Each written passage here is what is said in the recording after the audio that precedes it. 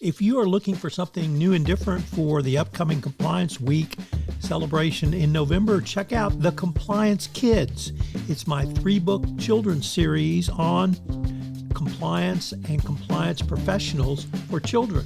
But they make great gifts and great training tools for your employees. You can check it out on Amazon.com. We've linked to it in the show notes.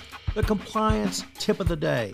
This is the podcast where we bring you daily insights and practical advice on navigating the ever-evolving landscape of compliance requirements.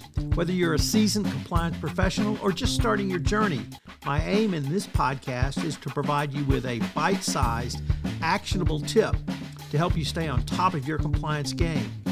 Join us as we explore the latest trends from the Department of Justice, share some best practices, demystify complex compliance issues to help keep your organization doing business ethically and in compliance, and at the end of the day, more profitably. Tune in daily for your dose of compliance wisdom. Let's make compliance a little less daunting, one tip at a time. Now a word from the sponsor of the Compliance Podcast Network, Ethico. If you're a compliance officer, middle managers are crucial in getting your programs from you to your frontline employees. But how do we activate those managers and get them on our side? Ethico's new Middle Manager Toolkit equips you with the skills needed to empower your managers, to promote a culture where ethical behavior thrives and employees feel empowered to speak up. Learn how to turn frontline managers into ethical leaders with our new white paper, Empowering Middle Managers as Ethics Champions. And did I mention you can get the whole toolkit for free? Head to ethico.com to download the full toolkit today. Welcome to the Compliance Tip of the Day.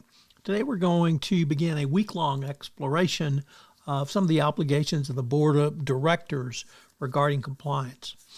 It all began in 1996 when the Delaware court created the Caremark Doctrine from the case of the same name.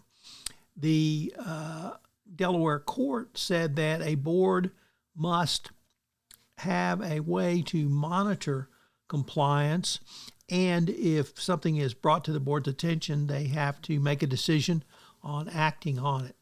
This doctrine has obviously been expanded over the years, and we've had a series of cases in the mid-2010s, beginning with Bluebell Ice Cream, which put additional duties on boards of directors around compliance.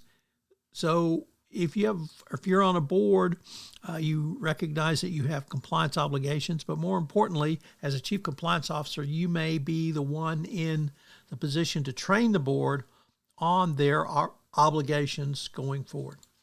So what are the 3 key takeaways from this? Well, number one, the Delaware courts have led the way with the Caremark decision, and that was followed up by Stone and Ritter in 2006. 2, a board should have compliance expertise on it. This is a requirement that a board be able to intelligently deal with compliance issues that come before it. The seminal case here is Marchand, which was Bluebell Ice Cream, which had no healthcare safety compliance experts on the board, even though the only product of Bluebell was, of course, food. And finally, number 3, Caremark has been expanded. I mentioned Bluebell and Marchand a couple of times, but there was also a very important decision regarding Boeing and the obligations of the Boeing board not to simply accept the information presented to it by management when an issue arose in the form of 2 airline crashes from the 737 MAX. A board must take steps to independently verify what management has told them, where in the Boeing case, unfortunately, management misrepresented the board, and that led to a devastating series of decisions by the board, which considerably hurt Boeing going forward legally and in the civil arena. This is Tom Fox again. This new podcast, Compliance Tip of the Day, will appear daily. And frankly, it's one of the most requested topics for a podcast that I get on a regular basis. It's going to be short and sweet with one tip with some takeaways that you can utilize to implement into your compliance program. If you've got a question that you would like a tip on, please submit them through our website, and we will use them in an upcoming episode. The compliance tip of the day is a production of the award-winning Compliance Podcast Network.